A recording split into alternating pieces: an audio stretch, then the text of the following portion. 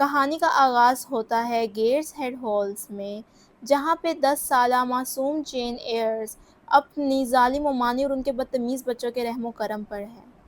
James year کے پاس نہ ہی خوبصورتی ہے نہ ہی دولت، لیکن اس کے پاس ایک ایسی روح ہے جو کسی کے آگے جھکنا نہیں چاہتی۔ جین ایئرز کو ایک رات اس کی ممانی ایک بند کمرے میں قید کر دیتی ہے، جہاں پر اسے اپنے مرحوم ماموں کا سایہ نظر آتا ہے، اور وہ ایک لمحہ تھا جس میں جین ایئر کے اندر ڈر اور ہمت کی ایک جنگ شروع ہو جاتی ہے۔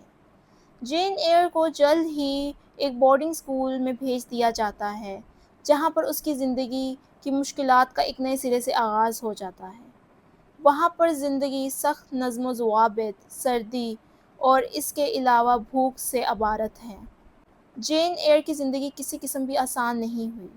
وہاں پر اس کی ملاقات ایک لڑکی ہیلن برنز سے ہوتی ہے، جو کہ اس کو زندگی میں ایک نیا سبق سکھاتی ہے، صبر اور معافی کا سبق۔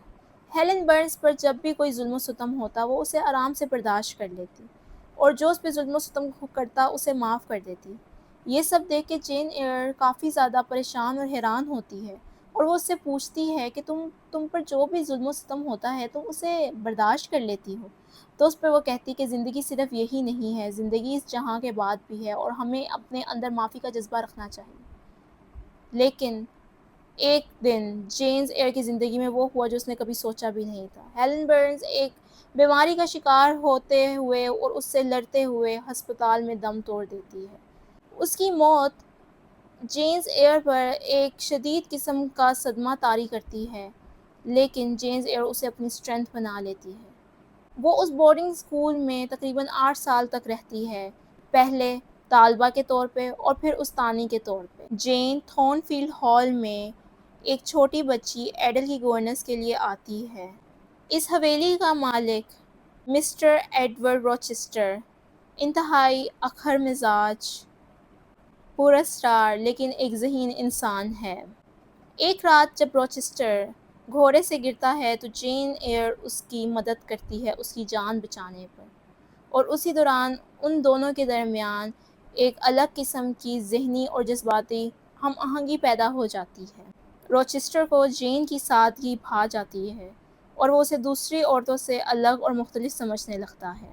لیکن ایک بات یاد رہے، تھورن فیلڈ ہال کی دیواروں پر ایک عجیب قسم کی پراسراریت ہے، جیسے اس میں کئی زیادہ راز چھپے ہوں۔ رات کی خاموشی میں ایک عجیب قسم کی ڈراؤنی سی ہنسی سنائی دیتی ہے۔ جین ایئر اور روچسٹر کے درمیان محبت و پروان چل رہی ہے، لیکن حویلی میں ابھی بھی ایک کمرہ ہے جو کہ بالکل ایک پہیلی کی طرح ہے۔ اور ایک دن روچسٹر جین کو شادی کی پیشکش کرتا ہے، جس پر جین بہت زیادہ حیران ہوتی ہے کہ ایک اتنا مالدار شخص ایک معمولی سی استانی سے کیوں شادی کرنا چاہتا ہے، لیکن وہ پھر بھی ہاں کہہ دیتی ہے۔ شادی کے دن چرچ میں جب شادی بالکل آرام اور سکون سے ہو رہی ہوتی ہے تو ایک شخص چرچ میں کھڑا ہو کے کہتا ہے، یہ شادی نہیں ہو سکتی، روچسٹر تو پہلے سے ہی شادی شدہ ہے۔ پتہ چلتا ہے کہ روچسٹر تو پہلے سے شادی شدہ ہے۔ اس کی بیوی ایک ذہنی مریضہ ہے جو کہ حویلی کے ایک کمرے میں قید ہے۔ روچسٹر التجا کرتا ہے جین سے کہ شادی ہونے دو، مت جاؤ، لیکن جین ایئر اپنے اصولوں پر چلنا جانتی ہے اور وہ گناہ نہیں کرنا چاہتی، اور وہ رات کے اندھیرے میں بغیر کسی کو بتائے حویلی سے چلی جاتی۔ بھوک اور پیاس سے نڈھال جین ایئر ایک انجان علاقے میں پہنچتی ہے جہاں پر اس کی ملاقات سینٹ جان ریورز اور اس کی بہنوں سے ہوتی ہے۔ وہ لوگ اسے اپنے گھر میں پناہ دیتے ہیں، اور وہاں پر جین ایئر پر 2 باتوں کا انکشاف ہوتا ہے۔ ایک یہ کہ یہ اس کے حقیقی کزنز ہیں، اور دوسرا یہ کہ اس کے چاچا وراثت میں اس کا جائیداد کا حصہ چھوڑ کے گئے ہیں، یعنی کہ اب جین ایئر بھی ایک مالدار خاتون بن جاتی ہے۔ سینٹ اس کو شادی کی پیشکش کرتا ہے، لیکن اس کی محبت روح کے بغیر ہے۔ ایک رات جین ایئر سو رہی ہوتی ہے کہ اس کو اپنے خواب میں روچسٹر کی آواز آتی ہے، جین جین، اور وہ جاگ جاتی ہے، اور وہ تھورن فیلڈ میں دوبارہ پہنچ جاتی ہے یہ جاننے کے لیے کہ روچسٹر کیسا ہے۔ وہاں جا کر اسے معلوم ہوتا ہے کہ تھورن فیلڈ تو جل چکا ہے۔ روچسٹر کی بیوی نے حویلی کو آگ لگانے کی کوشش کی اور اس کو راکھ بنا دیا۔ اور اس کے بعد خودکشی کرنے کی کوشش کی۔ جب وہ خودکشی کرنے کی کوشش کرتی ہے تو روچسٹر اس کو بچاتا ہے اور گھر کے باقی ملازموں کو بھی بچانے کی کوشش میں اس کی آنکھوں کی بینائی چلی گئی ہے اور ساتھ ہی ساتھ وہ معذور ہو گیا ہے۔ پوری کہانی میں روچسٹر ایک طاقتور انسان تھا اور اس کے پاس بے تحاشا دولت تھی، جبکہ جین ایئر ایک انتہائی مظلوم کردار تھا جس کے پاس نہ دولت تھی اور وہ ایک معمولی سی استانی تھی۔ اب جین ایئر کے پاس دولت ہے اور روچسٹر جو ہے وہ معذور بن چکا ہے۔ جین کے مطابق اب ان دونوں کے درمیان معاملہ مالک اور ملازمہ کا نہیں رہا، بلکہ جین اب واقعی میں یہ ثابت کرنا چاہتی تھی کہ اسے اس کی روح سے محبت ہے، اور وہ ایک ناول کی سب سے مشہور لائن ہے، وہ کہتی ہے، ریڈرز، میں نے اس سے شادی کر لی۔ اس نے مجھ سے شادی نہیں کی، میں نے اس سے شادی کر لی۔ یہ سب بتانے کا اس کا مقصد یہ تھا کہ وہ اس کی دولت یا اس کے رتبے کی وجہ سے اس سے شادی نہیں کرنا چاہتی تھی، اس کو اس کی روح سے کنیکشن فیل ہوا تھا جس کی وجہ سے وہ اس سے شادی کرنا چاہتی تھی۔ روچسٹر اس سے کہتا ہے کہ جین، تم واپس کیوں آئی ہو؟ میں اب اپاہج اور اندھا ہو چکا ہوں، میں تمہیں چھو تو سکتا ہوں لیکن میں تمہیں دیکھ نہیں سکتا۔